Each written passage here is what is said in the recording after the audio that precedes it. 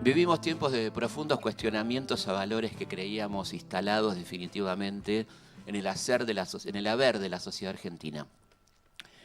El pronunciamiento de la sentencia del juicio de las 3 primeras juntas de la última dictadura en diciembre del 85, calificándola como responsable de un plan criminal perpetrado desde el Estado, ratificado por sucesivos juicios y condenas a los represores, los derechos soberanos nacionales sobre las Islas Malvinas, la defensa del ecosistema, las cuestiones de género y la historicidad de nuestros pueblos originarios parecían formar parte del patrimonio de una sociedad adulta que había aprendido de las lecciones de la historia.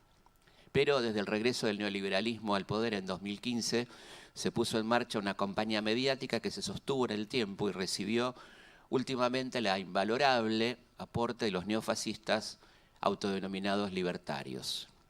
La idea no tiene nada de novedosa y se inscribe en la corriente negacionista europea de los años 80 del siglo XX, encabezada por el historiador, entre comillas, inglés David Irving, que insistía en negar el Holocausto hasta que fue condenado por los tribunales británicos. Esta vertiente reapareció con fuerza alentada con la llegada al poder de personajes como Donald Trump o Jair Bolsonaro, que se presentaron orgullosamente en sociedad como racistas, misóginos, fascistoides, enemigos declarados los defensores del medio ambiente y necios negadores del evidente y dramático cambio climático. Es en este tiempo que debemos quizá más que nunca enseñar historia, dentro de un modelo escolar añejo y en crisis.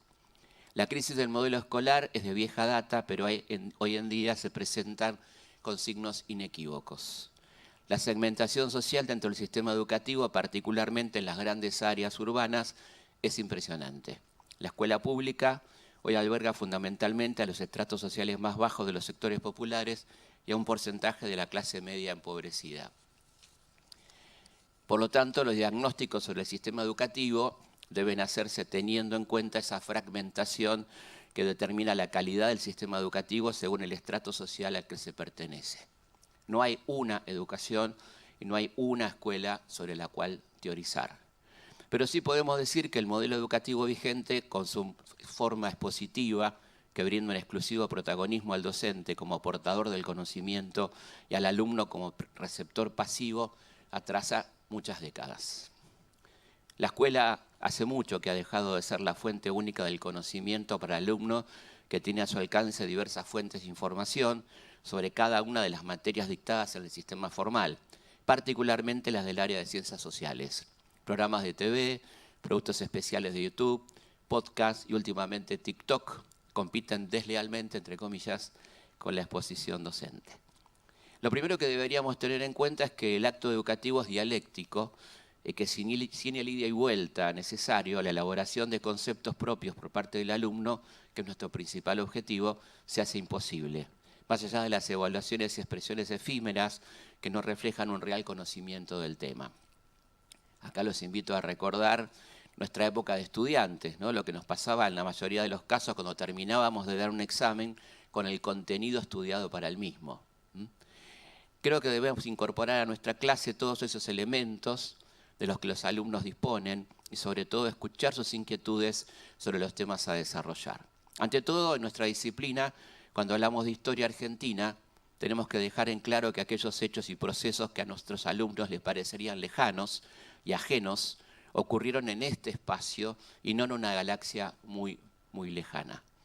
Eso ayudaría a entender la continuidad, que somos producto de lo que fuimos y que nuestro pasado se hace presente condicionándolo y en algunos casos determinando nuestra cotidianeidad. Y también permitiría discutir ese concepto expresado tan frecuentemente por los medios de comunicación: la historia se repite. Si bien las similitudes entre procesos pasados y presentes resultan tentadoras para expresar esa frase, por ejemplo, la crisis del 90 con la del 1989, la 90 del siglo XIX, ¿no?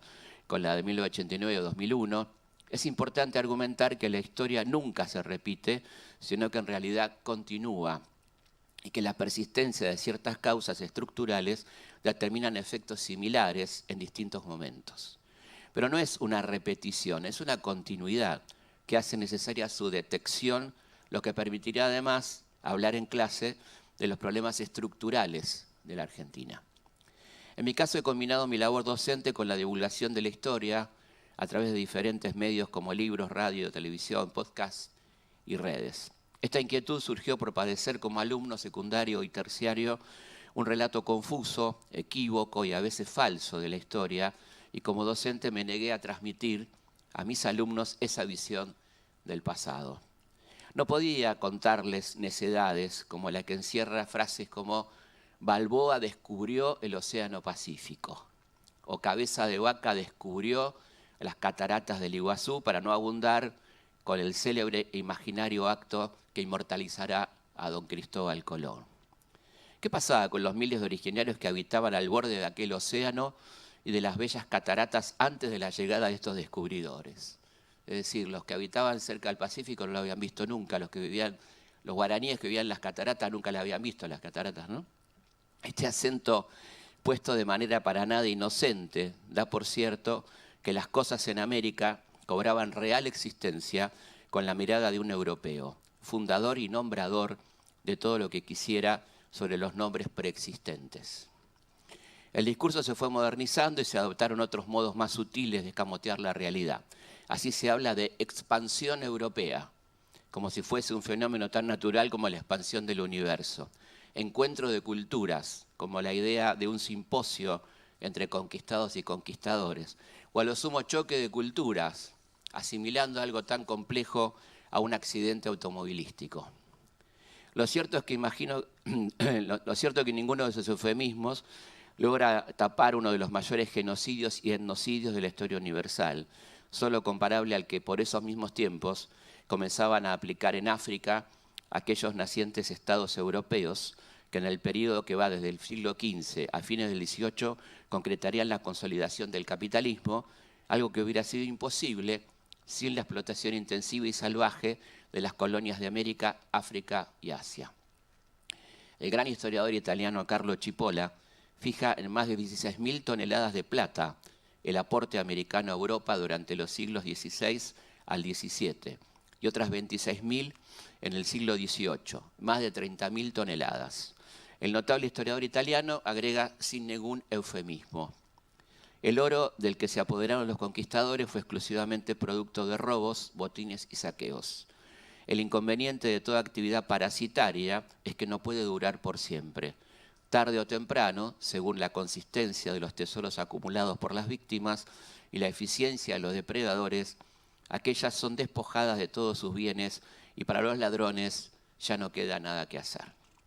Este es solo un ejemplo de cómo el cambio de eje de mirada se hace necesaria a la hora de enseñar y divulgar la historia. Podríamos dar otros que hoy cobran dramática actualidad, como el origen del nazismo.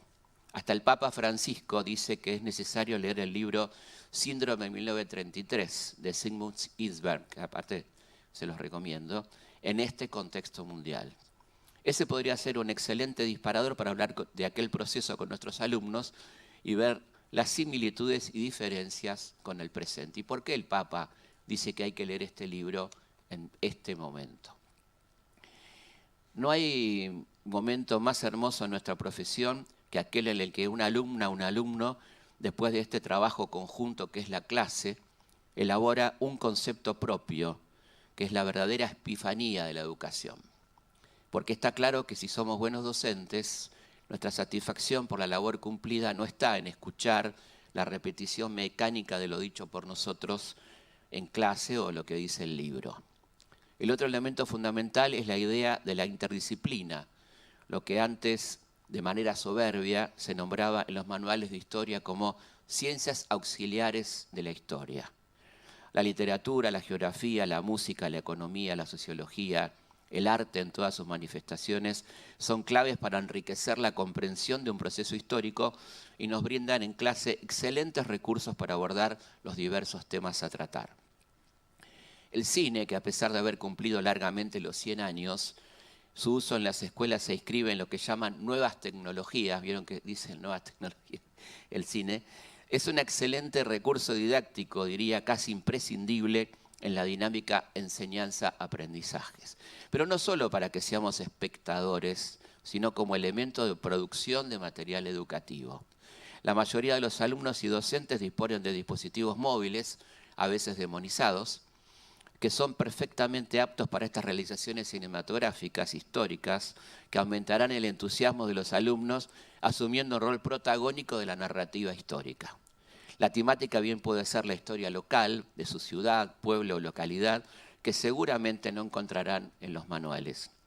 La entrevista a anteriores pobladores, que puede comenzar por integrantes de sus familias, el registro de lugares históricos icónicos del lugar, las historias de color, todo ello puede ser el insumo de ese material exclusivo y estimulante que además ayudará a confirmar que la historia no está solo en los manuales. La historia está más viva que nunca y depende en gran medida de nosotros, los docentes, en esta batalla tan desigual contra el olvido y el negacionismo, que eso perdure en el tiempo y que nuestros alumnas y alumnos no pierdan el derecho a la identidad conformada en gran parte por nuestro pasado con todas sus complejidades. Bueno, quería decir esto, me parece que es importante en este momento recuperar esto y hablar un poco de qué hacemos en clase en estos desafíos y algo que aparece como complejo, como que nos complica la vida, como el uso de los móviles, convertirlo en algo positivo, ¿no? El uso de recursos que los chicos traen, de hecho, como conocimientos adquiridos, en lo cual se da además un intercambio de conocimiento. No somos solo nosotros los que podemos enseñar, sino que podemos recurrir a saberes que los chicos portan para producir material, que siempre es enriquecedor. Y además esta cuestión de contar lo no contado, ¿no? ¿Quién va a hablar de nuestro pueblo, de nuestra ciudad, si no somos nosotros? En esta idea tan extraña que existe en el poder de lo que es la historia nacional y la historia regional, ¿no? Vieron que se habla de historia nacional y historia regional. La nacional parece ser, según vaya a saber quién, únicamente aquella que está vinculada a Buenos Aires, ¿no? O que transcurre en torno a Buenos Aires. Todo lo demás es regional o historia local, dicho esto como un segundo estándar, ¿no? Lo interesante, si nos ponemos a pensar, es qué hechos de la historia argentina trascendente ocurrieron realmente en Buenos Aires. Desafío a que pensemos juntos. Declaración de Independencia, ¿dónde fue? Díganlo, así sabemos todo, ¿no? Tucumán. Bien. Proclamación de nuestra Constitución Nacional, Santa Fe. Todas las reformas de la Constitución, Santa Fe. Las principales batallas de la independencia, centro-norte de nuestro país. Podríamos continuar. La reforma universitaria, Córdoba, ¿no? Y eso no es nación. ¿Qué sería eso? ¿Historia local? ¿No? ¿Regional? Bueno, pongámonos de acuerdo, ¿no? ¿Qué es historia nacional? ¿Qué es historia regional? Y creo que es un desafío interesante, el empezar a decir que toda historia es nacional. Toda historia es nacional. Somos una nación. Hay una frase muy usada que es el último pueblo de la Argentina. ¿Dónde queda el último pueblo de la Argentina? En la frontera. Entonces es el primero, ¿no? ¿O es el último? ¿Cómo sería? Remoto lugar. ¿Remoto desde dónde? ¿Remoto desde dónde? ¿Quién califica de remoto algo y desde dónde lo califica como remoto? ¿No? Olvidadas zonas de nuestro país. ¿Quién las olvidó? ¿No? Me parece que tenemos que empezar a valorizar el lenguaje, ¿no? ¿Quién nos marca hablar de esta manera? No estoy descubriendo nada. Un señor que se llamó Foucault, que habló de esto hace muchísimos años, ¿no? Pero de cómo el poder nomina y cómo terminamos nosotros a veces en nuestro rol docente o comunicadores o lo que seamos, reproduciendo. Decimos el interior del país. ¿Interior con respecto a qué? Una persona del interior dice el interior. ¿Y entonces qué sería? El interior del interior, ¿no? Cuando uno está en Buenos Aires y ve en el andén del ferrocarril Sarmiento, hay carteles que dicen todavía, estación Aedo, estación Ramos Mejía, trenes para adentro y trenes para afuera, ¿no? No sé si queda claro. Bueno, entonces creo que hay que empezar a cambiar el lenguaje de estas cuestiones que determinan que hay una historia más importante que otras, que hay lugares más importantes que otros, y hay lugares olvidados que parece que van a seguir siendo olvidados para siempre, con esta cuestión del olvido, ¿no? Que es entre nosotros algo tan problemático, el olvido en la sociedad argentina, ¿no? Que como bien decía Sigmund Freud, la memoria y el olvido son puramente actos de la voluntad. Hay que querer olvidar y hay que querer acordarse, ¿no? La sociedad argentina en algunos momentos quiere olvidar, en algunos momentos quiere acordarse, pero esas son decisiones, no son accidentes, no son cuestiones accidentales. Y la memoria no se mantiene solita, ¿eh? Es un trabajo de todos los días. La memoria se construye cotidianamente, no hay una memoria inmanente. La memoria popular, ¿qué sería la memoria popular? ¿Y quién construye esa memoria popular en todo caso? ¿Cómo se construye? ¿No?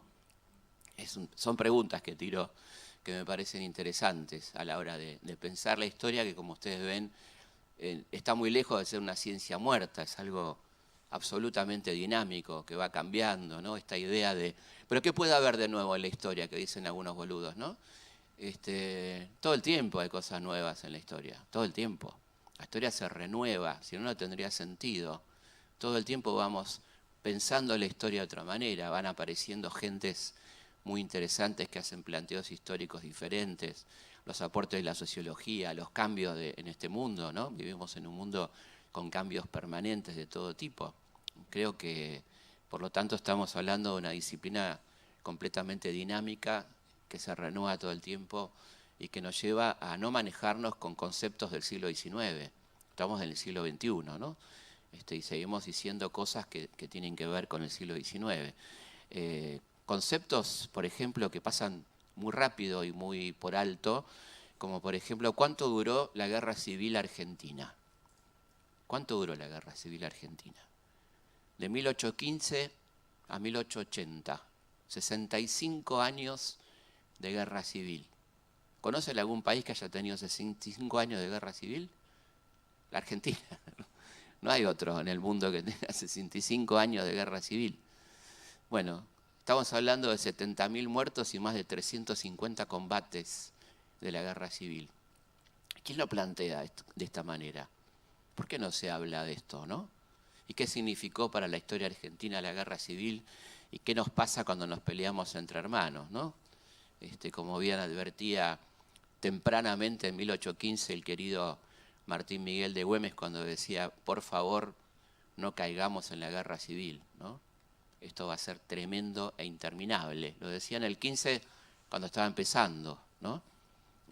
Y una carta maravillosa que le manda al director supremo Álvarez Thomas, donde dice, otros países van a empezar a ordenarse y a crecer y nosotros vamos a estar peleándonos entre nosotros, ¿no? 1815. Y así fue. Así que bueno, creo que hay mucho para charlar y pensar, pero básicamente creo que la cosa tiene que ver con cómo nos plantamos y qué entendemos que es la educación.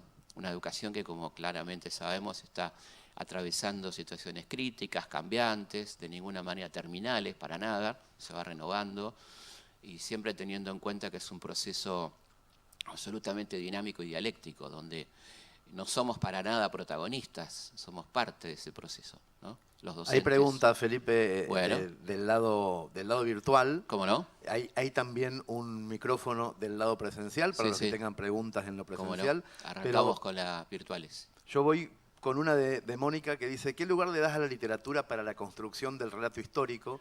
Y en ese caso, ¿qué ejemplos se te ocurren de tus propias lecturas como estudiante? Bueno, la literatura es imprescindible, no se puede comprender la historia sin la literatura de cada momento, ¿no? En cada momento, cada libro ha marcado la literatura. A mí, quizá una de las mejores novelas históricas que leí en mi vida fue El nombre de la rosa, de Humberto Eco, que la pongo siempre como ejemplo porque es perfecta para una clase combinada de historia y literatura y filosofía, porque ahí estamos hablando de la famosa crisis del siglo XIII, que va a determinar muchos cambios en la filosofía, la historia, la crisis del feudalismo, la aparición del pensamiento racionalista, el el utilitarismo, bueno, todas esas cosas. Guillermo de Ockham, que aparecen ahí con nombre, aparece nuestro querido Jorge Luis Borges. Bueno, muchas claves para trabajar y creo que ese es un ejemplo extraordinario de novela histórica. Pero bueno, no tiene por qué ser una novela histórica, sino libros que marcaron una época, ¿no? Por supuesto, ¿cómo no hablar del Facundo cuando uno habla de Rosas, por ejemplo, ¿no? Uno de los libros más extraordinarios de la literatura argentina, no necesariamente para estar de acuerdo. Seguramente no estaremos de acuerdo en muchas de las cosas que dice Sarmiento, inclusive es muy interesante desde la historia cuestionar, como hizo su suegro Vélez Arfiel con Sarmiento, cuando le decía, ¿dónde sacó tanto dato falso, no? Y Sarmiento le dice, lo hice por una causa noble, ¿no? Le contesta, mentí por una causa noble. Bueno, pero es un libro impresionante y de un personaje verdaderamente que tenemos la suerte que haya nacido acá, que es Facundo Quiroga, ¿no? Un personaje que creo que nos envidiaría mucha gente, muchos guionistas de Game of Thrones, ¿no? Claro. Tener un Facundo. Así que ahí tenemos sobrados ejemplos de libros maravillosos que marcaron época y que de cada momento histórico tenemos algún libro seguro de literatura para hablar, ¿no? Imagínense no hablar de Rayuela cuando hablamos de la década del 60, ¿no es cierto? No Adán Buenos Aires en otro momento. Bueno, podría nombrar 40 libros, pero no quiero aburrir, ¿no? Hubo mucha repercusión sobre la parte de la charla en donde hablaste de lugares remotos, de la semiótica ideológica. Hay muchísima gente en el mundo virtual de este congreso en lo que se entiende como lugares remotos y hubo muchos aplausos a esa parte de la conferencia. Julieta, desde el lado presencial, tiene el micrófono prendido y vamos a pasar un poquito al lado presencial. Dale. Ahí Estamos. Nombraste al principio esto de la interdisciplina. ¿Ves una oportunidad en el trabajo en parejas pedagógicas? Sí, yo lo hice mucho. Eso, mis largos 30 años de docencia, trabajaba mucho en pareja pedagógica, está buenísimo. Sí. Con música, con arte, con literatura, geografía. Está alucinante, sí. A los chicos les gusta aparte de eso, ¿no? Pero yo creo que la clave está en el protagonismo, o sea, que los chicos se sientan parte, no en esas clases especiales que son un embole, ¿no? Que a nosotros nos aburre, la cartulina con los zonas, ¿no? Para poner un ejemplo. Digo esto porque justamente ustedes saben que muchas veces se resuelve algo tan importante que son 20.000 años de historia argentina con clases especiales, ¿no? A vos te toca Diaguita, a vos los zonas, y así nos sacamos de encima a los originarios, ¿no? Bueno, nos aburrimos todos, los pibes haciendo las láminas y nosotros en la clase, ¿no? Yo creo que se puede hacer cosas mucho más dinámicas. Y como digo, hoy en día lo audiovisual, que es lo de ellos. Imagínense hacer un concurso de TikTok, que cada uno haga algo en TikTok, un baile, una canción, bueno, es infinito, qué sé yo. La verdad que los recursos que tenemos hoy son maravillosos. Y son los que ellos traen, por otra parte, no son los que nosotros imponemos, ¿no? Así que creo que lo de la pareja me parece genial, sí. Sigo yo por acá con una. Sí. Me dice Jimena Charute desde el chat de YouTube. Los invito a todos los que están viendo las conferencias virtuales, entrar al chat de YouTube donde se hacen preguntas. Crucial, dice, tener en cuenta lo nueva que es la Ley de Educación Nacional y la obligatoriedad del secundario. Es de avanzada y, sin embargo, hay muchas resistencias a su posicionamiento. ¿Qué pensás del tema? Sí, yo creo que la obligatoriedad tiene que ir acompañada de acciones sociales concretas que permitan que los pibes cumplan efectivamente con esa obligatoriedad, ¿no? Tienen que darse las condiciones para que un chico pueda concurrir al secundario y que esté contenido en ese sentido y que esté acompañado. Pero me parece fundamental la obligatoriedad del secundario, ¿no? Pero que no que sea un acto voluntarista, sino que tenga un acompañamiento real para que se pueda concretar, ¿no? Claro. Hay preguntas que vienen de la época en donde vos generabas los inicios de la conferencia, o sea que te estoy saltando a otros temas. Dice Luca Williams, eso que insiste en la historia continua, puede adoptar nuevas formas adaptadas a un nuevo contexto? La pregunta sería, ¿cómo se hace para identificar esas características que vos mencionabas en la conferencia como enmascaradas? Ah, qué buena pregunta. Bueno, creo que se puede trabajar a partir de lo que el sentido común señala como repetición, ¿no? Se repite la historia, siempre lo mismo, acá no aprendemos nunca. Entonces, ver qué significaría adherir a ese concepto de repetición o más bien plantear un concepto de continuidad basándonos en que a iguales causas tendremos iguales efectos, ¿no? Que es un poco lo que estoy planteando. Me parece que en todo caso, y ahí eso nos permite trabajar con lo realmente estructural, que es prácticamente inalterable, inalterado. Y eso es mucho más interesante que asumir que somos un desastre, un país de mierda, como dicen, y que vamos a repetir siempre lo mismo, ¿no? Que no nos lleva a ningún lado, por supuesto, eso termina ahí, es una cosa que empieza y termina ahí. Pero el concepto de continuidad, que tiene mucha fundamentación científica, es mucho más real, ¿no? Tenemos una pregunta presencial en la segunda fila, Muy bien. Casi mirando a los ojos a Felipe Peña.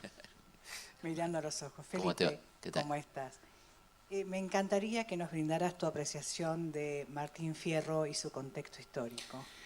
Bueno, estamos hablando de un libro verdaderamente extraordinario de una persona extraordinaria, ¿no? José Hernández fue un tipo muy comprometido con su tiempo, un militante de las causas nacionales y populares.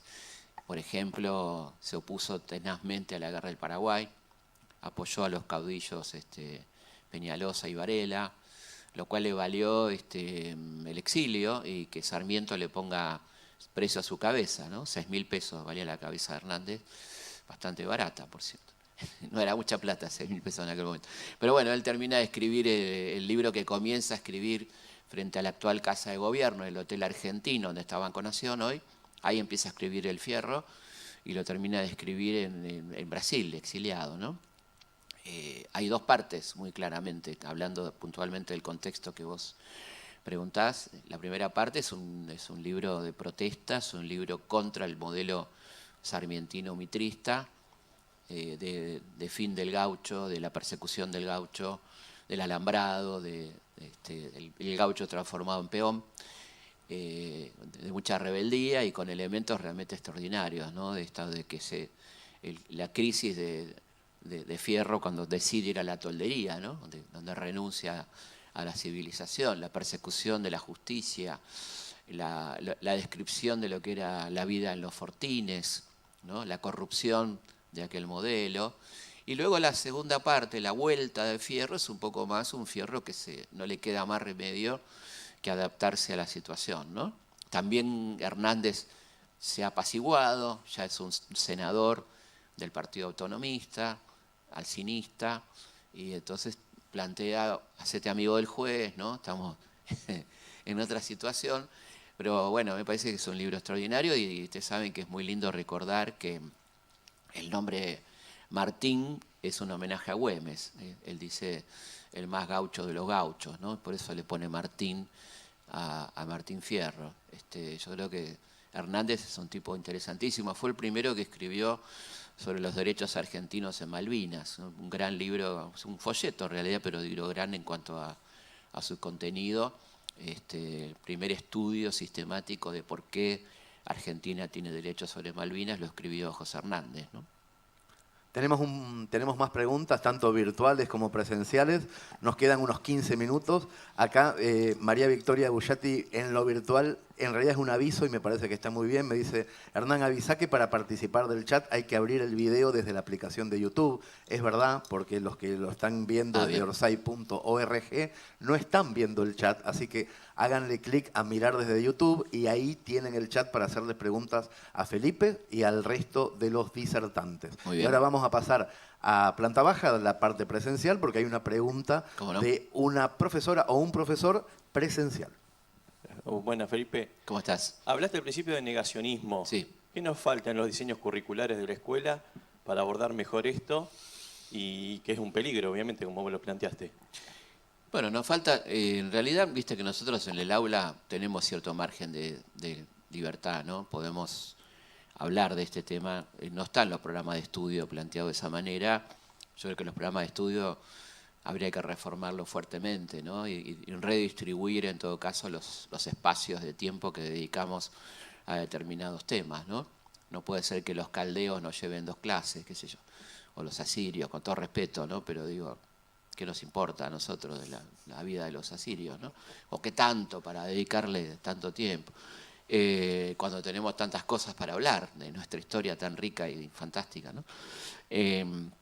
Pero bueno, me parece que es un tema muy interesante para hablar en clase y está instalado, porque los pibes en este momento, en esta etapa puntual la que estamos viviendo, es un tema que está muy presente.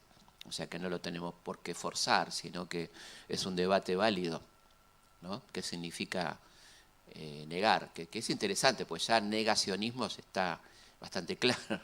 Estaba negando algo que evidentemente existió, ¿no? Y que es, como digo, un fenómeno mundial donde además tiene este atractivo para ciertos sectores juveniles, que es como lo distinto, ¿no? Lo incorrecto, ¿no? Lo incorrecto pasa hoy por negar la dictadura, negar la existencia de pueblos originarios, negar las cuestiones de género. Bueno, todo eso parece que garpa en cierto sector, ¿no? En la 6ª fila del lado derecho de nuestro galpón presencial tenemos una pregunta más para Felipe. ¿Cómo no? Hola, buen día. ¿Cómo Antes estás, que nada, querido? ¿Qué decís? una pregunta. ¿Cómo crees que se puede dar el paso desde, por ejemplo, los discursos que se pueden ver en los medios de comunicación hacia, por ejemplo, textos o medios más ambiguos que usan, por ejemplo, los docentes para explicar?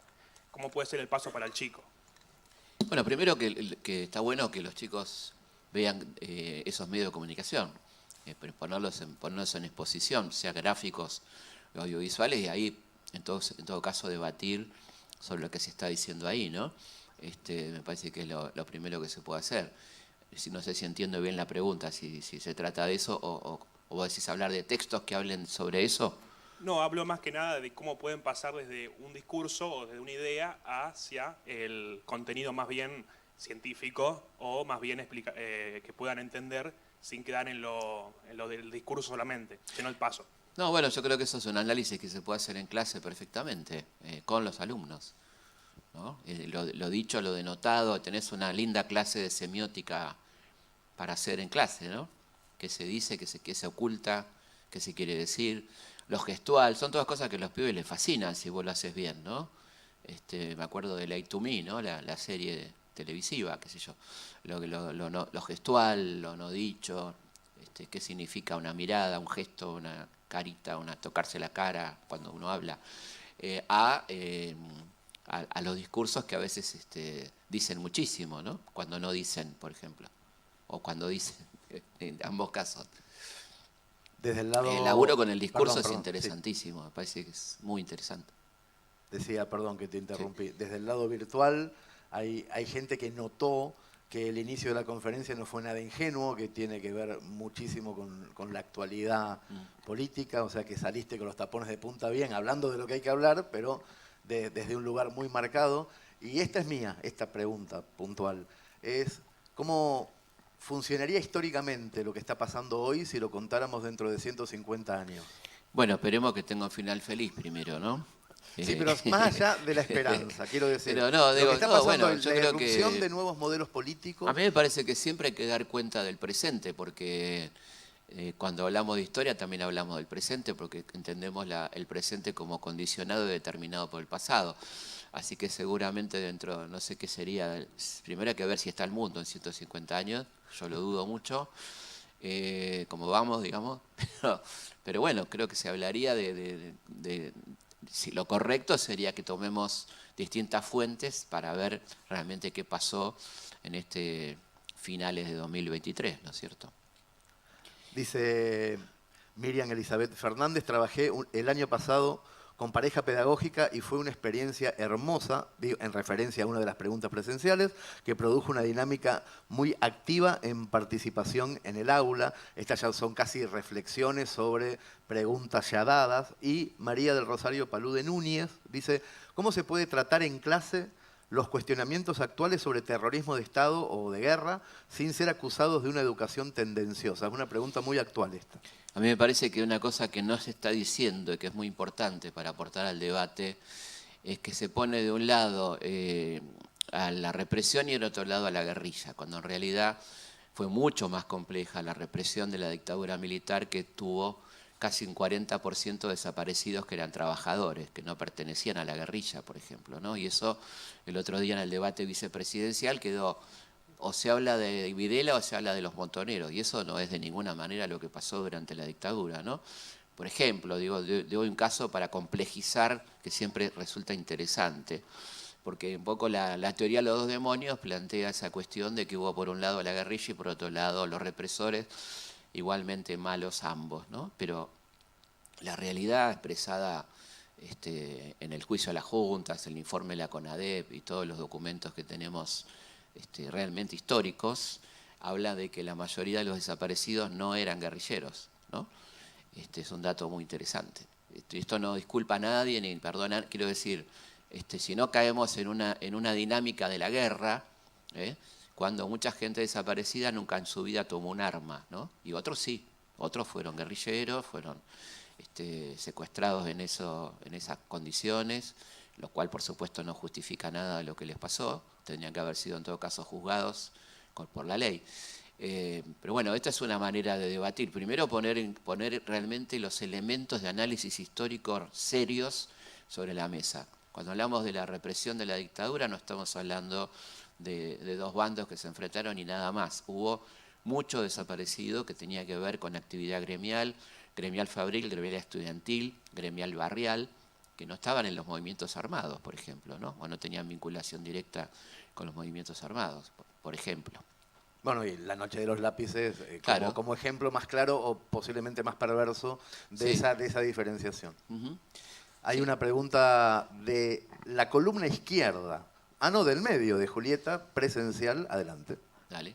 Pensaba, mientras Sí. te escuchaba, esto que nos pasa habitualmente, pensar en términos de buenos y malos la historia, Claro. ¿no? Como, me acuerdo que en la facultad incluso se decía algo así, ¿no? Como, bueno, explícame quiénes eran los buenos y quiénes Exacto, eran bueno, los nos malos. pasa ¿Qué mucho a con los eso? profes eso.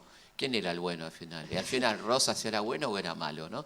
Yo siempre digo, bueno, no son categorías históricas la bondad y la maldad, lamentablemente, porque quizá sería más lindo si fuera así. Es mucho más complejo, ¿no? Y entonces ahí tenemos que empezar a ver elementos positivos, elementos negativos, balances, equilibrios, que es un poco lo que nos toca cuando hacemos historias, ¿no? Pienso que la literatura en ese sentido por ahí puede hacer su aporte, porque cuando lees un libro no está tan claro en términos buenos y Totalmente. malos. Si ves cine, sí, ¿no? Por ahí los superhéroes ayudan a Sí, reproducir sí. esa idea. Bueno, el cine tiene además sus esquemas muy rígidos.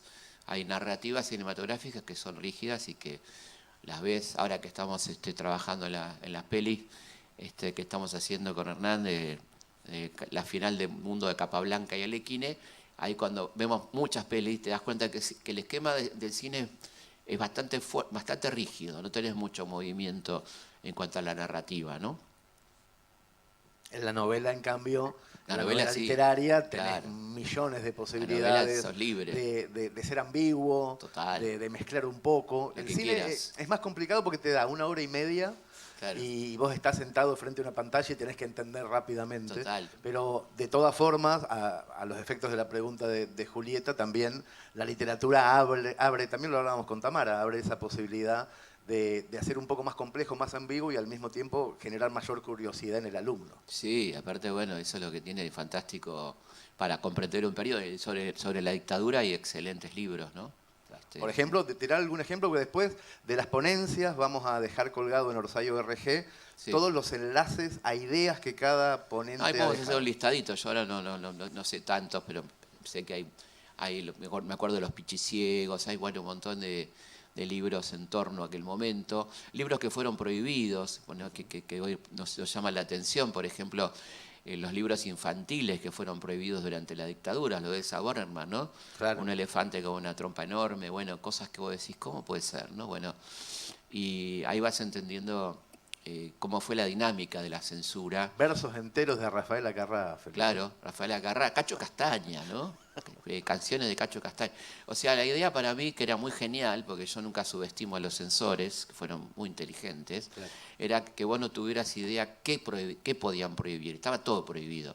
Entonces ahí funciona un elemento muy importante que se llama la autocensura. Claro. Vos mismo decís, por las dudas, de esto no hablo, terminaron hablando de nada, no puedes hablar de nada. Había 5.000 canciones prohibidas durante la dictadura, 5.000. Cuando vino lo de Malvinas, que no podían pasar temas en inglés, se vieron en un problema porque estaban todos prohibidos. O sea, todos los cantantes que cantaban en español estaban prohibidos. Y ahí fue el resurgir del rock nacional, a la fuerza, ¿no? Porque no podían hacer otra cosa.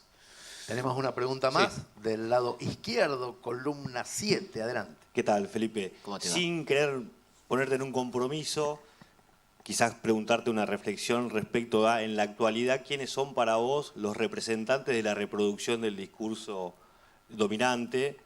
Y sin entrar en la diatriba bueno o malo, pero sí, o como vos sos una referencia y representación. No, bueno, creo que son los grandes medios corporativos, reproducen cotidianamente lo malo, pero también somos nosotros a veces reproductores de ese discurso. Ese discurso se expande y a veces sin querer nosotros reproducimos ese discurso, ¿no?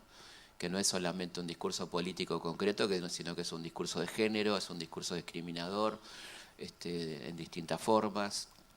La genialidad de los medios de comunicación es que te hacen parte, uno entra en una situación empática, donde terminás sin querer a veces reproduciendo cosas con las que ni siquiera estás de acuerdo, ¿no?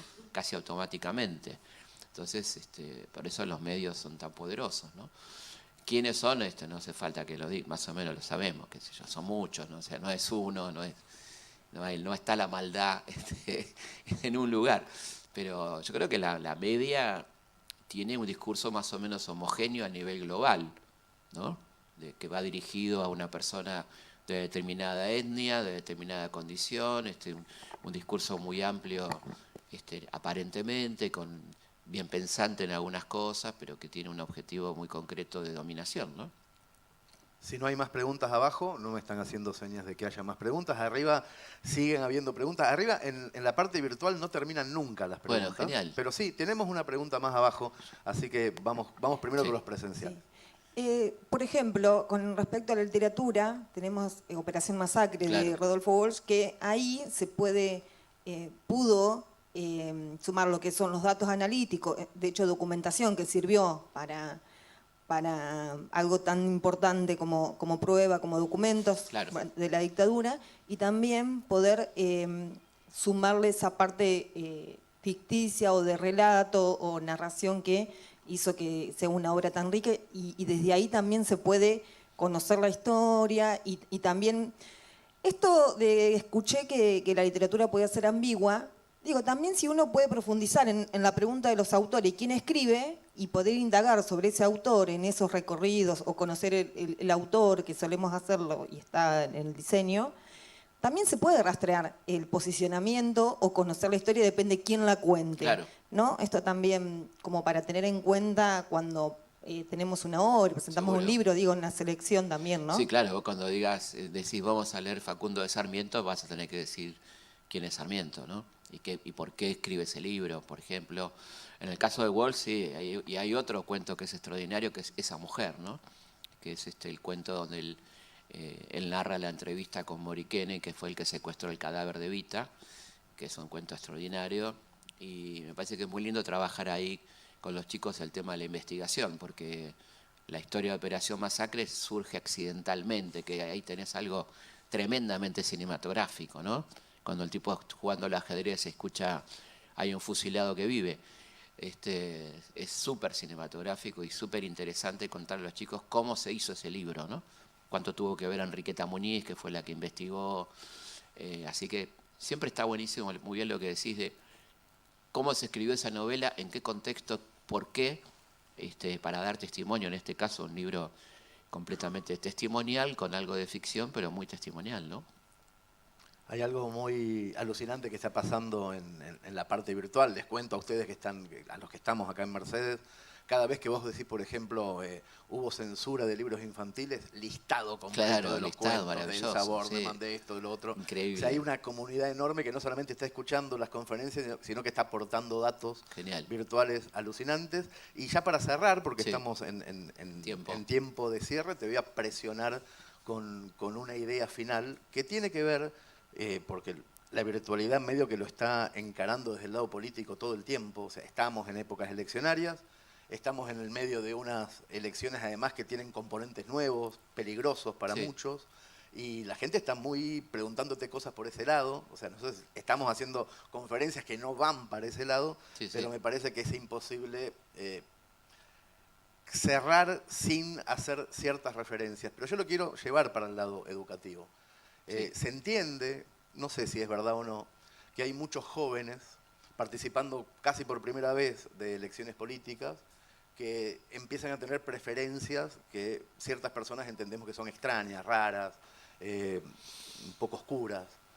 ¿Qué se puede hacer desde la historia, pero sobre todo profesores y profesoras enseñando historia, literatura, para que no ocurran esas torceduras o cosas que entendemos como torceduras de lo lógico, de lo habitual, de lo natural dentro de la política?